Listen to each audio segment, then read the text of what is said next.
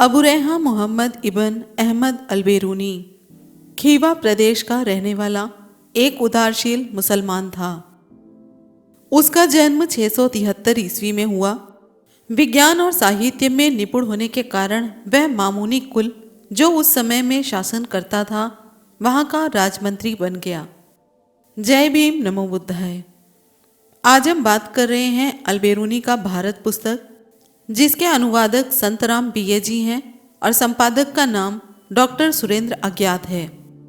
जब हम इतिहास की बात करते हैं, अल-बेरूनी के इस पुस्तक के बिना इतिहास को पहचानना और जानना दोनों मुश्किल हो जाता है।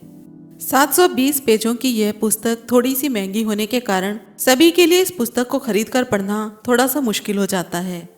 तो चलिए शुरू करते हैं आज की वीडियो। उस समय गजनी के सिंहासन पर महमूद था। यद्यपि खीवा का शासक महमूद का नातीदार था, फिर भी महमूद उसका राज्य छीनने की धुन में रहता था। राजमंत्री अल-बेरूनी खीवा नरेश को महमूद के हथकंडों से बचाता रहता था। इसीलिए महमूद और उसका मंत्री अहमद इब्न हसन मेमंदी उसे अपना कट्टर विरोधी समझते थे। अंततः जब 1017 ईस्वी में महमूद ने खीवा पर चढ़ाई करके मामूनी राज्य को नष्ट भ्रष्ट कर दिया और वहाँ के शासकों को पकड़कर साथ ले गया, तो उनके साथ ही अल-बेरूनी भी लड़ाई के कैदियों में पकड़ा आया। गजनी में आकर महमूद के दरबार में उसकी दाल न गली, क्योंकि स्वयं महमूद और उसका मंत्रिमंडल उसे अपना राजनीतिक शत्रु समझते थे। गजनी में उसका एक ही मित्र और साथी था, जिसका नाम अबुल खैर अल खम्मार था। यह बगदाद का एक ईसाई तत्ववेत्ता था। गजनी में यह वैद्य का काम करता था। महमूद के दरबार में यदि अल-बेरूनी की कुछ पहुंच थी तो केवल ज्योतिषी के रूप में ही। महमूद को उसके धार्मिक जोश के लिए खलीफों के वंश का दाहिना हाथ तथा इस्लाम का संरक्षक की उपाधियां मिली थी। पर अल-बेरूनी उसके विषय में आक्षेप से लिखता है कि उसने भारत के वैभव को सर्वथा नष्ट कर दिया और ऐसी ऐसी चालें चली कि उनसे हिंदू मिट्टी के परमाणु की भांति टूटकर बिखर गए और केवल एक ऐतिहासिक बात मानकर रह गए। महमूद की मृत्यु के पश्चात जब उसका पुत्र मौसद राज सिंहासन पर बैठा, तो अल-बेरूनी ने अपनी प्रसिद्ध पुस्तक अल-कानूनुल मौसदी उसे समर्पित की। इससे मौसद बहुत प्रसन्न हुआ और अल-बेरूनी को महमूद के समय में जो शिकायतें थी वे सब दूर हो गई। जब गजनी के सुल्तानों ने भारत पर आक्रमण किए, तो दूसरे राजनीतिक कैदी राजाओं के साथ अल-बेरूनी को भी राजसेना के साथ साथ भारतवर्ष में घूमना पड़ा। हिंदू और उनके विचार उससे बड़े रोचक और लुभावने प्रतीत होते थे। उनका अध्ययन करने में उसे बड़ा आनंद प्राप्त होता था। वह उनसे संबंध रखने वाले प्रत्येक विषय की बड़ी अनुराग के साथ खोज करता। महमूद की दृष्टि में हिंदू काफिर थे, जिन्हें कि नरक की भट्टी में जलना पड़ेगा। इन आक्रमण के कारण अपने खजानों को स्वर्ण और रत्नों से भर लेना ही उसका मुख्य उद्देश्य था। पर अल-बेरूनी की यह बात न थी। वह हिंदुओं को श्रेष्ठ तत्ववेत्ता, उत्तम गणितज्ञ और निपुण ज्योतिर्विद मानता था। हाँ, जो दोष उसे इनके अंदर दिखाई पड़ते थे उन्हें वह कदापि छिपाता नहीं था। प्रत्युत कठोर से कठोर शब्दों में उनकी आलोचना करता था, पर साथ ही उनके छोटे से छोटे गुणों की प्रशंसा में भी उसने त्रुटि नहीं रखी। तीर्थों पर स्नान घाट निर्माण कराने के विषय में वह कहता है, इस विद्या में उन्होंने बहुत उन्नति की है। हमारे लोग यानी कि मुसलमान जब घाटों को देखते हैं तो चकित रह जाते हैं। वैसा बनाना तो दूर की बात रहा, उनका वर्णन करने में भी हम असमर्थ हैं। ऐसा प्रतीत होता है कि अल-बेरूनी भारतीय दर्शन शास्त्र की ओर झुका बहुत हुआ था। उसकी राय में प्राचीन भारत तथा यूनान के तत्ववेताओं का वास्तव में एक ही मत था। अशिक्षित जन भले ही मूर्ति पूजन करते हों, परंतु इन तत्ववेताओं का मत विशुद्ध एक मेवा द्वितीयम ब्रह्म था। प्रतिमा पूजन का मूल कारण मृतकों के स्मरणोत्सव को मनाने और जीवितों को शांत करने की आकांक्षा थी, पर बढ़ते बढ़ते अब यह जटिल और हानिकारक रोग बन गया है। हिंदू विद्वानों के विषय में वह कहता है कि उन्हें परमात्मा की सहायता है।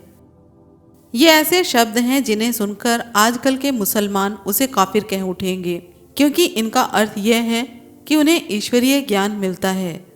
जहाँ कहीं उसे हिंदू जीवन का कृष्ण पक्ष दिखलाना पड़ता है, वहाँ वह झट ही मुड़कर प्राचीन अरबियों के आचार व्यवहार का मुकाबला करने लग जाता है। कि वे भी इस बात में हिंदुओं से अच्छे नहीं थे। इससे उसका अभीष्ट यही है कि मुसलमान पाठक सुल्तान महमूद के असभ्य सैनिकों द्वारा पादाकांत हिंदुओं के सामने गर्व से अपने को उच्चतर प्रकट न करें और यह न भूल जाएं कि इस्लाम के प्रवर्तक भी कोई देवता न थे। शायद हिंदुओं के साथ इस सहानुभूति का कारण यह था कि उसका अपना देश खीवा भी महमूद के हाथों भारत की ही भांति पीड़ित होकर हाहाकार कर रहा था। अलबेरूनी ने भारत पर अरबी भाषा में कोई 20 पुस्तकें लिखी हैं, पर उनमें से हमारे लिए सबसे महत्वपूर्ण यही एक पुस्तक है।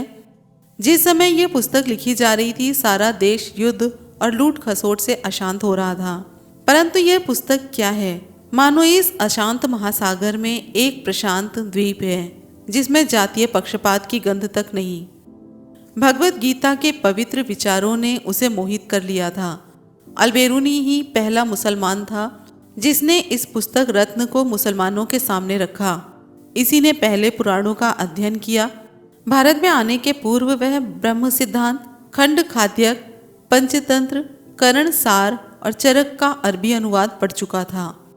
भारत आकर उसने ज्योतिष के ग्रंथों को मूल संस्कृत में पढ़ना आरंभ किया और पंडितों की सहायता से पॉलिश सिद्धांत का अरबी में अनुवाद किया। अलबेरूनी एक बहुत बड़ा विद्वान और सत्यानुरागी पंडित था। भारत पर लिखी उसकी इस पुस्तक में निम्नलिखित संस्कृत ग्रंथों के अवतरण मिलते हैं।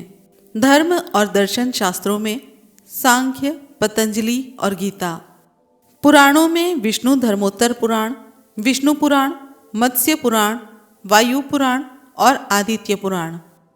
इसके अलावा और जो नाम हैं आपको स्क्रीन पर दिखाए जा रहे हैं। रामायण, महाभारत और मानव धर्मशास्त्र का भी उसने उल्लेख किया है, पर ऐसी रीति से जिससे यह प्रकट नहीं होता कि ये पुस्तकें उसके सामने थी। इनके अतिरिक्त कोई 24 यूनानी पुस्तकों के अवतरण भी हमें इसमें मिलते हैं। अलबेरूनी ने यूनानी पुस्तकों के अरबी अनुवाद ही पढ़े थे, वह स्वयं यूनानी नहीं जानता था। अलबेरूनी का 1048 ईस्वी में देहांत हुआ। फिर उसके बाद अकबर के समय तक मुसलमानों के अंदर वैसा संस्कृतानुरागी दूसरा उत्पन्न नहीं हुआ। उसके बाद कई लेखक पैदा हुए जिन्होंने उसकी पुस्तक से नकल की, परंतु जिस भाव और जिस रीति से वह कार्य करता था उस तरह कोई भी नहीं कर सका। हम यहाँ 2 लेखकों का उल्लेख करना आवश्यक समझते हैं जो उसके थोड़े ही दिनों बाद गजनी में उसी वंश के अधीन हुए। उनमें से एक का नाम गर्देजी है। इसने 1049 ईस्वी से 1052 तक लिखने का काम किया। दूसरा नाम मोहम्मद इब्न उकैला का था। यह 1089 से लेकर 1099 तक लिखता रहा। पिछले ग्रंथकारों में से जिन्होंने अलबेरूनी की इस पुस्तक का अध्ययन किया है, उसकी नकल की है, उनमें सबसे ज़्यादा प्रसिद्ध रसीदुद्दीन हैं। इसने सारे का सारा भौगोलिक परिच्छेद अपने बृहत्काय इतिहास में रख लिया है। आज हमने सुना अलबेरूनी का भारत से ग्रंथकार का परिचय। इसी तरह की एक और जानकारी लेकर फिर से जल्दी ही आएंगे।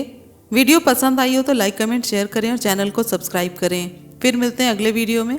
जय भीम, नमो बुद्धाय, जय संविधान।